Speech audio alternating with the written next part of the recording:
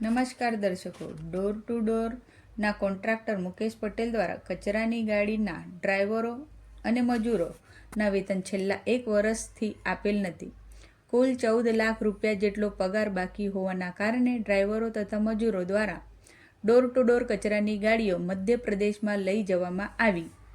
વીએમસીના door to door કચરાની સફાઈની 7 ગાડીઓ શ્રમિકો દ્વારા મધ્યપ્રદેશના જાંબુઆ ખાતે લઈ ગયા.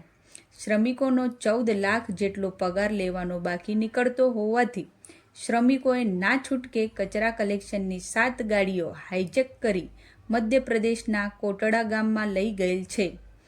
27 જેટલા શ્રમિકોનું શોષણ કરવા માટે જવાબદાર કોણ? કોન્ટ્રાક્ટર મુકેશ પટેલ કે પછી વડોદરા મહાનગરપાલિકા?